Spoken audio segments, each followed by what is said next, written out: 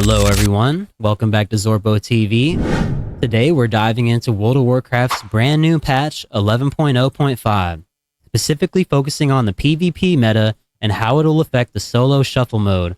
I'll be breaking down every class and specialization, analyzing their buffs, nerfs, and where they're likely to land in the rankings. Whether you're a seasoned player or just getting started, I'll do my best to give you everything you need to know to make the most of your class in the current patch. Before we get into the thick of it, make sure to like the video, subscribe, and hit the notification bell to stay up to date with all the latest WoW content. Now let's jump right into it. Alright, first thing we're going to do is we're going to get all the tank specs. We're just going to put them straight on the D tier because that's where they belong. I don't think anybody's interested in tanking in PvP unless you're trolling. Alright, let's not forget Brewmaster Monks here in the D tier. Let's start with Frost Death Knight. Now, Frost has always been a powerhouse in terms of burst damage, but in solo shuffle, its biggest weakness is the lack of mobility and the reliance on precise burst windows. While it can be tanky, it often struggles when those burst windows fail, especially in solo, where coordination with teammates can be lacking. In patch 11.0.5, we're seeing some changes that might give Frost DKs a little more room to perform, particularly with tweaks to the Deathbringer talent. However, it remains somewhat niche, relying on the perfect synergy with your team to set up kills. That's why it's probably going to remain in the B tier. It has the potential to deal a lot of damage and control the game with chill effects and crowd control, but without coordination, it tends to fall short in a more chaotic environment like solo shuffle. That said, if you're a Frost DK main, don't lose hope. It's tanky and can be absolutely a huge threat when it's played right, especially in a coordinated match with a real 3v3 team. Alright, let's talk about Unholy Death Knights. While Frost may be struggling, Unholy's always been a bit more versatile thanks to its ability to deal consistent pressure with its pets, diseases, and dots. Unfortunately, it's still not receiving the love it deserves in patch 11.0.5, but it's definitely performing better than Frost. The main issue with Unholy Death Knight right now is the single target damage. It's just not where it used to be.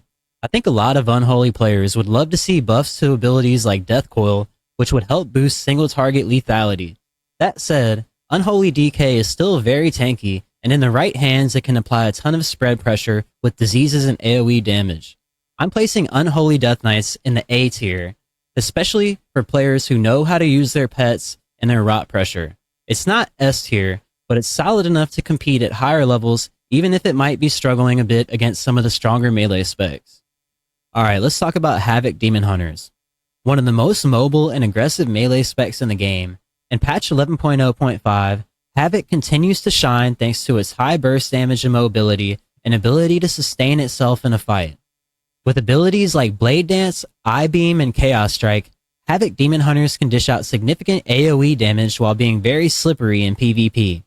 Havoc Demon Hunters thrive in solo shuffle because of their self-healing abilities like Leech, which allows them to recover health while dealing damage, making them durable without needing constant support from a healer. They also excel at crowd control with Chaos Nova and Imprison, allowing them to lock down enemies for a few seconds to land big burst combos.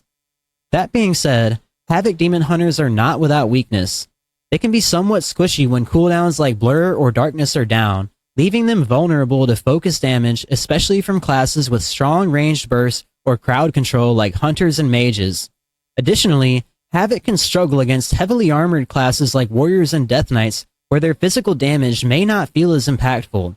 Despite these drawbacks, Havoc Demon Hunters are still very competitive and deserve their place in the A tier.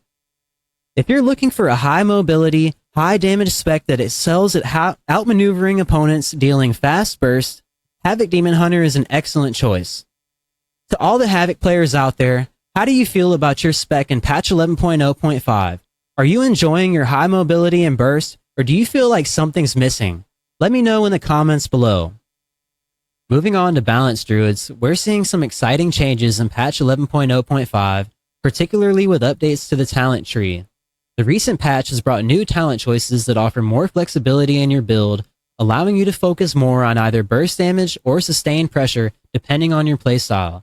However, the one big issue Boomkins still face is lack of survivability. Even with defensive talents like Barkskin or Renewal, balanced druids can be targeted and bursted down quickly by high burst classes. Despite this, balanced druids have incredible utility. Abilities like Cyclone, Entangling Roots, and Typhoon allow you to disrupt and control the battlefield. You can also provide solid off heals, making Boomkin a very versatile spec in PvP. Overall, Balanced Druid is a solid A-tier choice in patch 11.0.5. While it can struggle with survivability, its damage output and utility are still strong enough to make it a competitive choice in solo shuffle. Feral Druid is without a doubt one of the strongest melee specs in patch 11.0.5, especially in solo shuffle. Feral is known for its bleed-based damage and mobility, allowing you to apply dots on multiple enemies while quickly moving around the battlefield. This ability to spread pressure makes Feral incredibly dangerous in prolonged fights.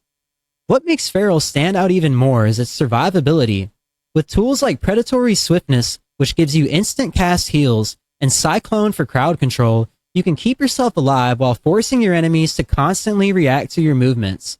The PvP talent King of the Jungle boosts your movement speed and healing received, further solidifying your role as a tankier melee that's incredibly hard to kill. Additionally, Feral Druids have great utility. Stealth, Entangling Roots, and Typhoon give you the ability to disrupt your opponents, peel for teammates, or escape dangerous situations. This blend of damage, mobility, and utility makes Feral a powerhouse in PvP right now. For all these reasons, Feral Druid is comfortably in the S tier for patch 11.0.5. If you're a melee player who enjoys a fast-paced, high-damage playstyle with strong survivability, Feral is your go-to. Moving on to Restoration Druids. Resto Druid has always been one of the most mobile and versatile healers in WoW, and patch 11.0.5 is no different. Resto Druids specialize in healing over time, with spells like Rejuvenation, Regrowth, and Life Bloom allowing them to provide constant healing to their team without having to stand still. The main strength of Resto Druids in PvP is their ability to kite and avoid damage while keeping their team topped off. With abilities like Displacer Beast or Wild Charge, they can escape danger easily. Combined with Cyclone and Entangling Roots, Resto Druids can disrupt enemies while keeping their allies alive. However, in patch 11.0.5, Resto Druids did receive some nerfs to their overall throughput. While their healing remains strong, these nerfs will likely make it harder to sustain your team in longer, drawn-out fights, especially against high burst or classes that can lock you down. Despite these nerfs, Restoration Druid is still a solid A-tier choice. Their mobility, healing output, and utility make them one of the more agile and elusive healers, but they require good positioning and awareness to avoid being overwhelmed by heavy bursts. Devastation Evoker remains one of the most exciting new range DPS specs in WoW, and in patch 11.0.5, it's stronger than ever. Devastation excels at dealing massive burst damage, particularly through its empower abilities such as Fire Breath and Eternity Surge, which allow you to charge up for devastating effects. What makes Devastation Evoker particularly strong in PvP is its ability to quickly burst down enemies while staying highly mobile. Abilities like Hover allow you to cast while moving and outmaneuver your opponents. In solo shuffle, this ability to kite while dealing damage is a huge advantage, especially against slower melee classes. Devastation Evoker also has excellent AoE damage, making it a great choice in battlegrounds or multi-target situations. Combined with self-healing through abilities like Renewing Blaze, Devastation Evokers can stay alive long enough to deal serious damage. While Devastation has a lot of power, it can be somewhat vulnerable when crowd controlled or focused down by burst-heavy classes. However, with good positioning and awareness, it can be one of the most effective burst DPS classes in the game. For all these reasons, I'm placing Devastation in the S tier. It has great burst damage, mobility, and survivability, making it a top pick for patch 11.0.5. Okay, we're going to go over Augmentation Evoker next. It's actually not here on this list of images, so I'm just going to have to edit it into the video. But Augmentation Evoker is a support spec introduced in Dragonflight, and while it's more about enhancing your teammates than dealing direct damage, it's still a viable choice for PvP in patch 11.0.5. Augmentation focuses on buffing allies with abilities like Ebon Might, which increases the primary stat of your team and boosts their overall damage output. In solo shuffle, Augmentation can be a bit harder to utilize effectively because you're relying on your team to capitalize on the buffs you provide. However, when played correctly, Augmentation Evokers can amplify the performance of their teammates and turn a good team into a great one. One of the key strengths of Augmentation is its ability to increase survivability. Abilities like Prescience, which grants allies evasion or damage reduction, make it harder for opponents to focus down key targets on your team. Additionally, Augmentation has decent personal survivability through defensive spells and mobility. However, since Augmentation isn't a pure DPS spec, its effectiveness is highly dependent on your team composition and how well your teammates utilize the buffs. In a mode like Solo Shuffle where you don't have as much control over your team, this can be a bit of a limitation. That's why I'm placing Augmentation Evoker in the A tier. While it's not a traditional damage dealer, its ability to boost teammates makes it a strong support spec, but it's definitely more situational in PvP than something like Devastation. Lastly, we have Preservation Evoker, the healer specialization of the Evoker class. In patch 11.0.5, Preservation continues to be one of the strongest healers in PvP, especially in Solo Shuffle. Preservation Evoker offers a unique playstyle that combines mobility, healing output, and damage mitigation, making them versatile and effective in both offensive and defensive roles. One of the core strengths of Preservation Evoker is its ability to heal on the move. With abilities like Hover, which allows you to cast while moving, and the empowered healing spells such as Dream Breath and Spirit Bloom, you can quickly react to burst damage and heal your team while repositioning. This mobility makes Preservation Evokers particularly dangerous to enemies that rely on crowd control setups or positioning to pin down healers. Additionally, Preservation Evokers have excellent AoE healing, making them great in Solo Shuffle where multiple teammates might take damage at once. Their toolkit includes Emerald Blossom for quick group heals and Reversion, which applies healing over time effects, allowing them to keep their team topped off during extended fights. Defensively, Preservation can use Time Dilation to reduce the damage taken by allies, giving the team a window to recover from intense burst damage. The ability to manipulate time and healing cooldowns makes Preservation Evokers incredibly powerful in situations where survival is critical. The main challenge for Preservation Evokers is that they can be vulnerable to interrupts and crowd control, especially if they're not careful with positioning. While they have great mobility, poor positioning can leave them exposed to ranged bursts or CC chains from classes like rogues, hunters, or mages. Despite these vulnerabilities, Preservation Evoker remains one of the best PvP healers in patch 11.0.5, earning its spot in the S tier. Their ability to provide burst healing, AoE heals, and mitigation makes them invaluable in both Solo Shuffle and regular arena settings. I'd like to hear from some current Preservation Evoker players. How are you feeling about your class in this patch? Does your healing output dominate, or do you feel yourself struggling against certain matchups? Drop a comment below and let me know how you're doing. Alright, let's talk about Beast Mastery Hunters now. I'm going to put them straight into the S tier. These guys are looking really strong going into patch 11.0.5. With the changes to the Dark Ranger build and Death Blow procs, Beast Mastery is going to be a real threat in PvP. What makes BM Hunters so powerful is their mobility combined with consistent damage. They can keep the pressure up while staying out of reach, and with the new Killshot procs converting to black arrows, their burst damage is going to skyrocket. If you're playing BM Hunter, now's your time to shine. I wouldn't be surprised to see BM Hunters at the top of the Solo Shuffle ladder in this patch. Personally, I think BM has huge potential in 11.0.5, and I'm excited to see how they perform as the meta develops. I'm even considering playing this spec myself. Okay, moving on to Survival Hunter. Survival's always been a bit of a niche pick in PvP, and while it's still decently tanky and does good melee damage, it doesn't quite match the power of Beast Mastery or Marksmanship in patch 11.0.5. The main issue with Survival Hunter is that it's a melee spec in a game where ranged DPS just tends to have more success, especially in Solo Shuffle. While Survival does have strong burst potential and can surprise opponents with its traps and bleeds, it struggles to keep up with the mobility and crowd control of other top tier specs. While some might argue that this spec is looking amazing, for now, I'm placing Survival Hunter in the B tier. It's not terrible, but in my opinion, it's definitely more of a niche pick that will appeal specifically to survival enthusiasts rather than being a top tier choice in Arena.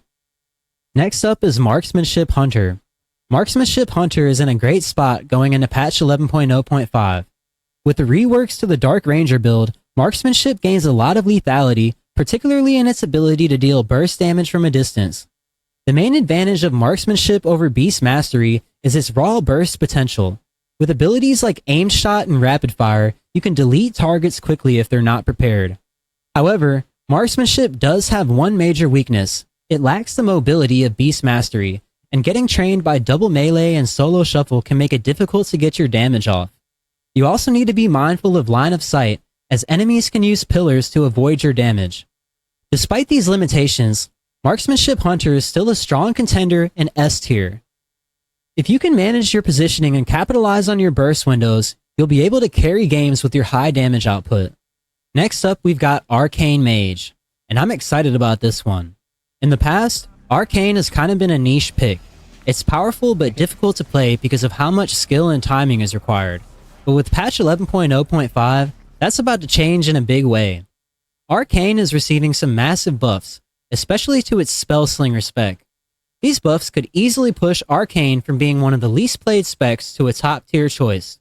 If you're looking to pick up Mage but found Frost or Fire boring, now's your chance to give Arcane a try. Now, I think this is going to change the game for Arcane players. So if you've been sleeping on Arcane, now's the time to wake up. You might be surprised how much damage you can do in solo shuffle once you get those big buffs rolling. For now, I'll be putting Arcane Mage in the A tier, and I'm very interested to see how the meta develops over the next patch. Now let's look at Fire Mage, which plays quite differently from Arcane and Frost. Fire Mage is all about burst damage and mobility, making it a popular choice in previous expansions where its combustion burst windows could quickly melt enemies. However, in patch 11.0.5, Fire Mage has dropped a bit in the rankings, largely because of its fragility in the current meta, which tends to favor classes that can survive burst damage and counter control effectively. One of the defining features of Fire Mage is its ability to create burst opportunities with combustion, which increases your critical strike chance and lets you chain together high damage abilities like Pyroblast, Fireball, and Fire Blast. During combustion, Fire Mage can easily delete a target if they're not prepared with defensive. The Hot Streak procs, which can allow you to instantly cast Pyroblast, are one of the most satisfying and deadly combos in PvP. However, the downside is that outside of combustion, Fire Mage's sustained damage isn't as strong, leaving it vulnerable in longer fights.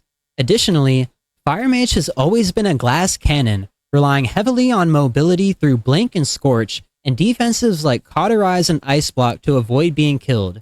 If you mismanage your defensive cooldowns or get caught in crowd control, you can be burst down quickly by melee specs like Rogues or Feral Druids. In patch 11.0.5, Fire Mage has received a few damage buffs, particularly to the Frostfire talent tree, which increases its single target damage. But these buffs haven't significantly changed its position in the meta. The real issue lies in its fragility and the rise of other classes that can easily counter Fire Mage burst windows or kite it out effectively. Classes like Hunters, Feral Druids, and Enhanced Shamans, who can pressure Fire Mages while staying mobile, have made it harder for Fire Mage to reach its full potential in solo shuffle. Despite its burst potential, Fire Mage is not as forgiving as other caster specs in the current meta, and the reliance on combustion can leave you vulnerable when it's off cooldown, limiting its effectiveness in PvP. For these reasons, Fire Mage sits in the B tier for patch 11.0.5. While it can still be devastating in the right hands, it also requires excellent timing, cooldown management, and positioning to truly succeed in a solo shuffle or regular arena environment. It's a high-risk, high-reward spec that's best for players who are confident in their ability to set up strong burst windows. Frost Mages have always been known for their control and utility, making them a staple in PvP for several expansions. In 11.0.5, Frost Mage remains a solid A-tier spec, largely because of its ability to kite, slow, and freeze enemies while dealing consistent damage. If you enjoy playing a more tactical caster that focuses on crowd control and chaining slows, Frost Mage is your best bet. The key strength of Frost Mage is its control over the battlefield. With abilities like Frost Nova, Ice Nova, and Cone of Cold, you can keep melee opponents at a distance, making it difficult for them to close the gap. Frostbolt and Flurry apply chill effects that not only slow targets, but enhance your burst damage when you follow up with Ice Lance. These slows give you time to kite and set up your damage effectively, which is critical in PvP settings like solo shuffle. In patch 11.0.5, Frost Mage has received buffs to its damage output, particularly from Frostfire Bolt, allowing for even higher burst potential when paired with Brain Freeze procs. Additionally, Frost Mages can deal strong AoE damage with Blizzard and Frozen Orb, making them deadly in crowded PvP environments like in battlegrounds or arenas. One of the strongest PvP talents for Frost Mage is Deep Shatter, which increases critical strike damage of Frostbolt against frozen targets, allowing you to deal devastating damage when used with Ice Nova or Frost Nova. Combine that with Ice Barrier and Cold Snap, which provide excellent defensive options, and Frost Mage is both a high damage and durable caster when played well. However, the main weakness of Frost Mage is that it can struggle against range classes that can bypass its crowd control or counter its slows. Classes like Hunter, who can use Disengage and Pet Slows, or Demon Hunters with their mobility, can give you a hard time in solo shuffle. Also, if you're caught without Blink or Ice Block, Frost Mage can be bursted down relatively quickly by strong melee like warriors and rogues. That being said, Frost Mage remains a versatile and tactical choice in PvP, earning its place in the A tier for patch 11.0.5. It's perfect for players who want to control the battlefield, kite melee, and deal steady damage while staying safe from harm.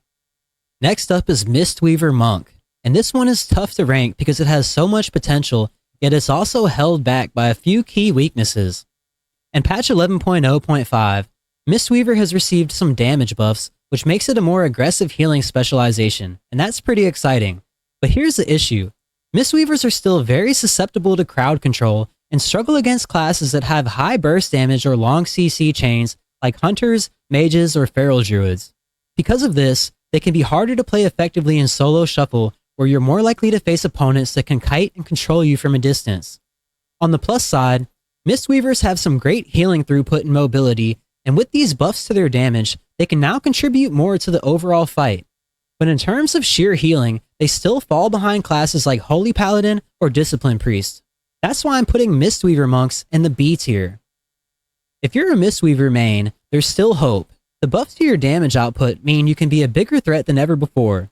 But beware, you'll need to master your positioning and cooldowns to avoid being locked down by CC. Windwalker Monks are in a really good place going into patch 11.0.5. They've always been a high mobility, burst heavy class, capable of dishing out damage while weaving in and out of combat. In this patch, Windwalkers are getting significant buffs to some of their baseline abilities, making them even deadlier before in the right hands. The main reason Windwalker stays in the S tier is because of the burst potential combined with its tankiness. You've got amazing mobility with abilities like Roll, Flying Serpent Kick, and Teleport, which allows you to kite enemies and reposition yourself quickly. And on top of that, Windwalkers can deliver devastating AoE bursts with Fists of Fury and Spinning Crane Kick, which can wipe out multiple enemies at once in a solo shuffle match. That said, Windwalker Monks can struggle against classes that have more ranged crowd control or the ability to kite effectively, but even then, their damage and durability often make up for these weaknesses. I'm keeping Windwalker in the S tier as it's one of the strongest melee classes for PvP right now. If you love fast-paced, bursty gameplay with high mobility, then Windwalker is for you. Speaking of S tier, let's not forget about Holy Paladins. If you're playing a Holy Paladin right now, you're going to be very happy with this patch. Holy Paladins are already considered some of the best healers in PvP, and with the buffs they're getting in patch 11.0.5, they're even more powerful. These buffs include stun reductions, automatic sacrifice, and freedom procs, which improve their already amazing utility and survivability. Combine that with their top tier throughput and mana management, and you've got a class that's going to be hard to beat.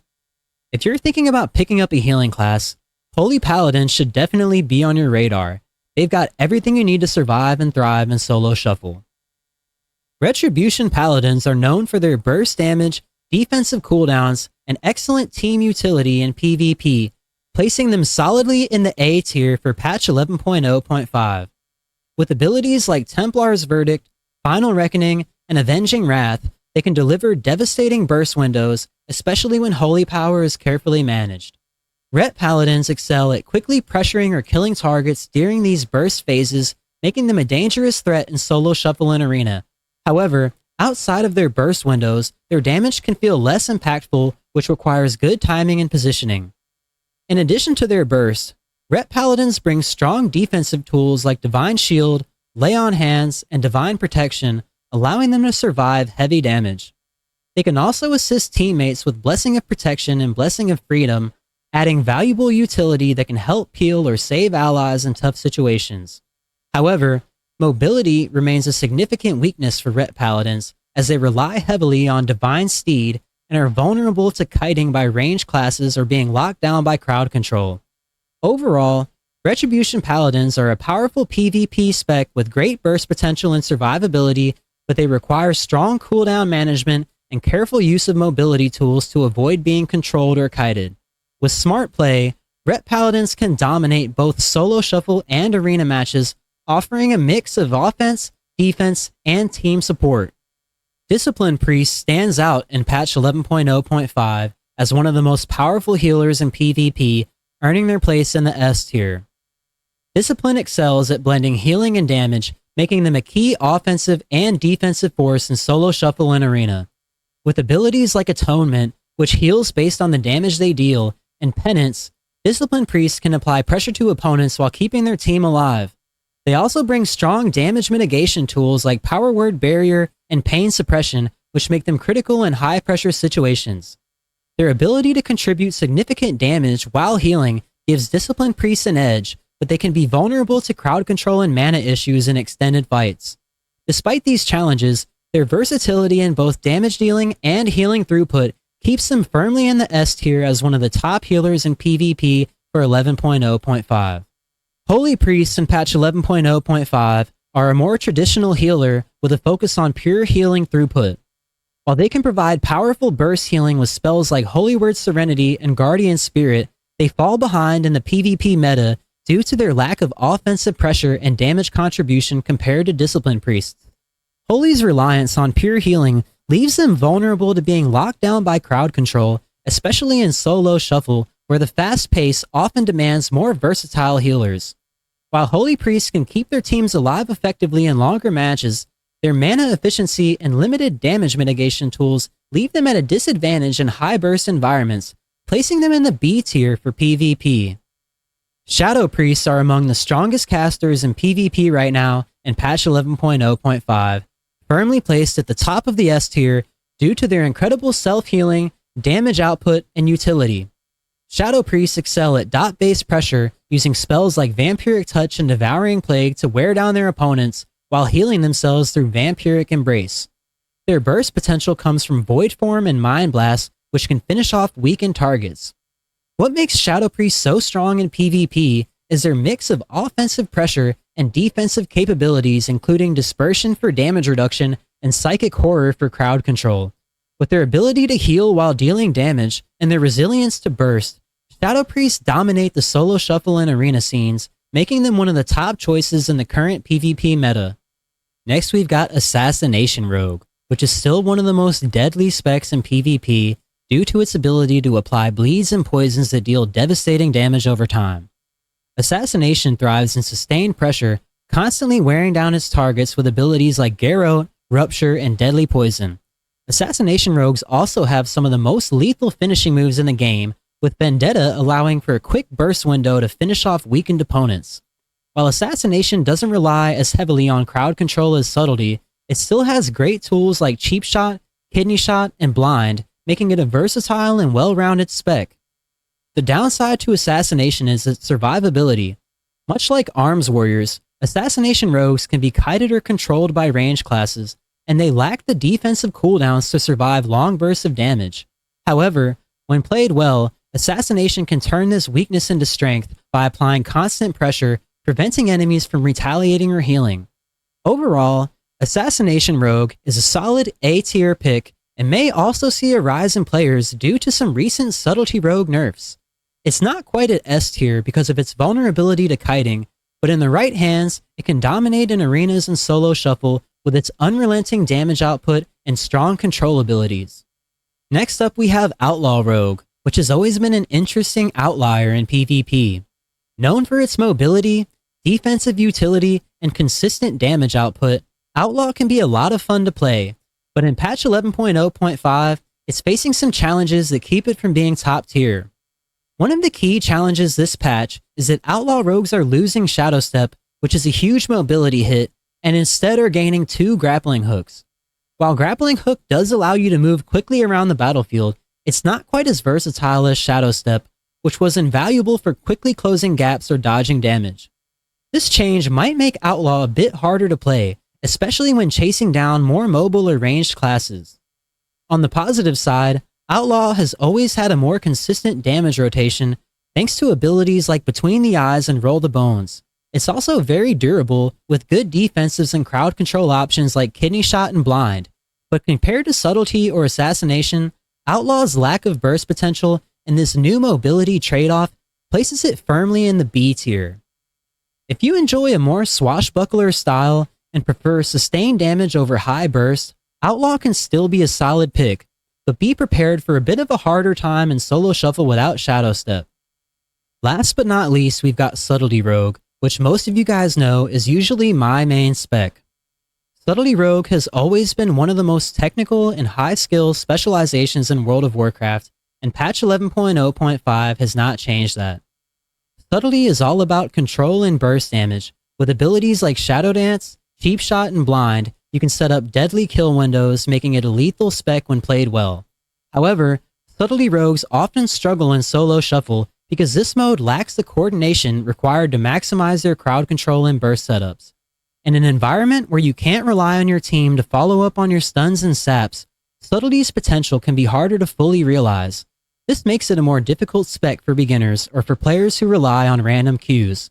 Additionally, Subtlety Rogues are seeing some major changes this patch, with the removal of the cooldown reduction granted from Vanish and the complete removal of Echoing Reprimand, which a lot of you may know is one of my favorite abilities. We're picking up a new talent called Supercharger, which will allow us to supercharge combo points similar to, yet different from the original Echoing Reprimand attack. This spec could still shine in the right hands, with a high skill ceiling for those willing to put in the effort to master its nuances.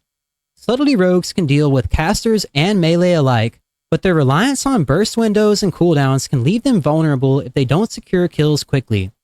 For now, I'll keep Sub-Rogues in the A tier, but it honestly might be looking like more of a B tier spec at this point. I could see Sub still being good in 2v2, with Assassination likely pulling ahead at this point in 3v3 and solo shuffle scenarios. Let's move on to Elemental Shamans, one of the most interesting casters in patch 11.0.5. Elemental has always had a reputation for being incredibly versatile, with high burst damage through spells like Lava Burst and Earth Shock, combined with great utility from crowd control and healing abilities. But in this patch, Elemental Shaman is likely to rise even higher. One of the biggest changes is the rework to the Farseer Lava Burst build, which gives Elemental Shamans an insane amount of tankiness and sustained damage. This build allows Elemental to deal massive damage while remaining tough to kill. If you're playing in solo shuffle, this is going to be a great choice for handling longer, more drawn-out fights, as you'll be able to consistently pump out damage while surviving the enemy's pressure. For me, Elemental Shaman is a solid S tier pick in patch 11.0.5. It's a solid spec with good defense, consistent damage, and great utility, all the tools you need to dominate in PvP. Let's talk about Enhancement Shaman now. Enhancement has always been a bit of a wild card in PvP, with its ability to deal explosive melee burst damage through Storm Strike and Wind Fury procs. In patch 11.0.5, we're seeing some visual updates and minor changes to mobility and Stormbringer procs, making it feel slightly better than before. However, Enhancement still has some limitations, particularly when it comes to mobility and survivability.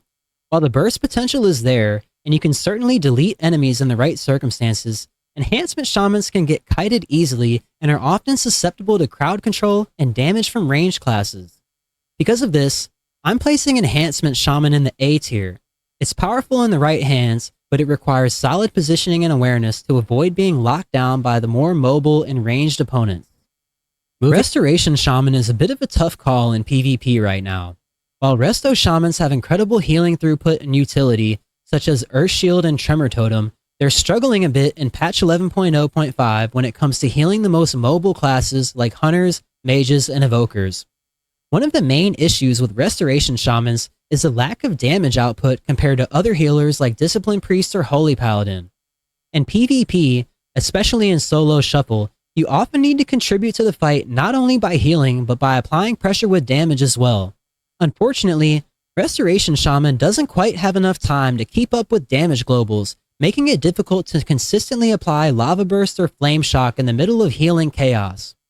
That said, Restoration Shamans still have great crowd control avoidance and utility, making them a solid A-tier pick in patch 11.0.5, though they may struggle against certain matchups in this patch.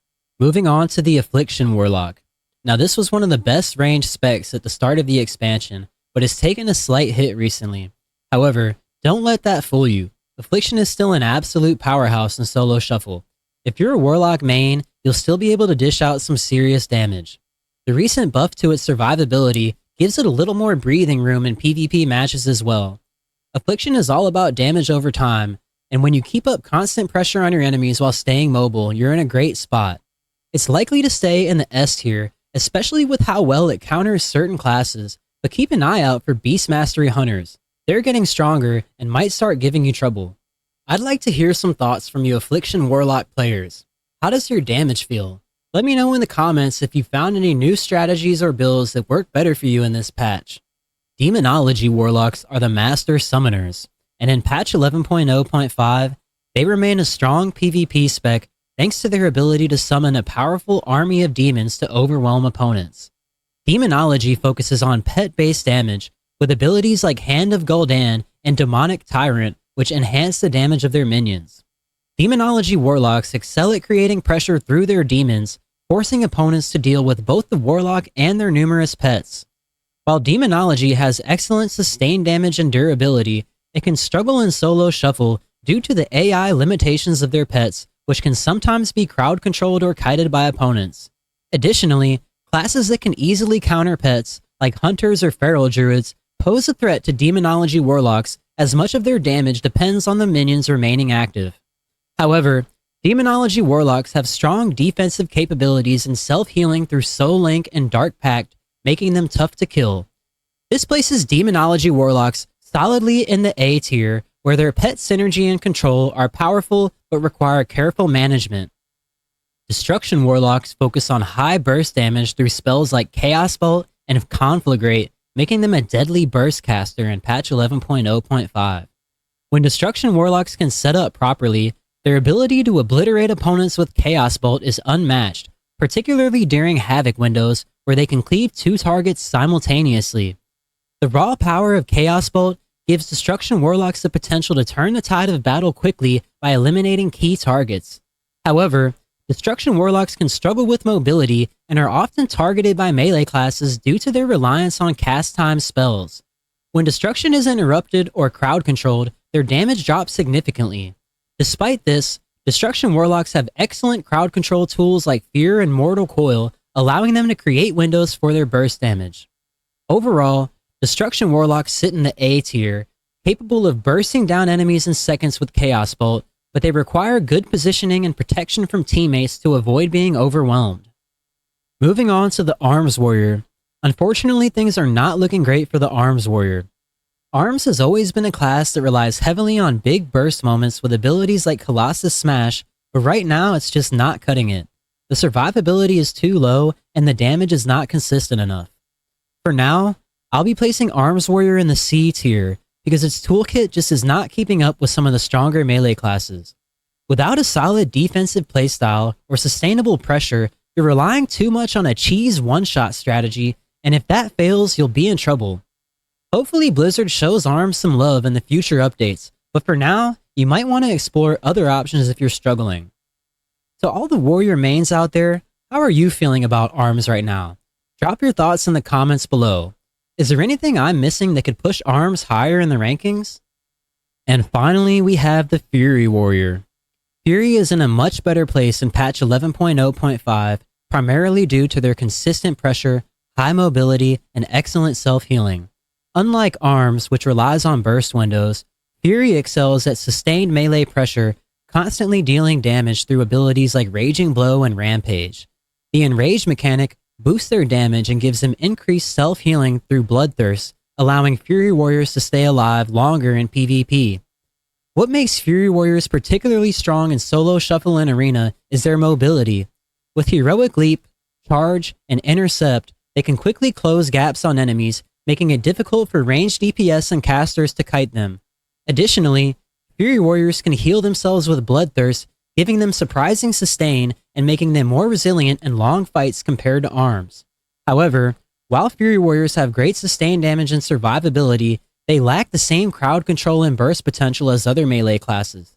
This keeps them from reaching S tier, so I've placed them at a strong A tier rank for patch 11.0.5. And there you have it, folks. These are my predictions for the PvP meta in patch 11.0.5. It's important to remember that the meta is always shifting, so don't take these rankings as gospel. There's always room for experimentation, and just because your spec isn't ranked at the top doesn't mean you can't find success with it. I'll be keeping a close eye on how these classes evolve over the next few weeks, so if you want to stay updated on all the latest World of Warcraft news, make sure to subscribe to the channel and hit that notification bell. Thanks so much for watching. I'll see you on the next video.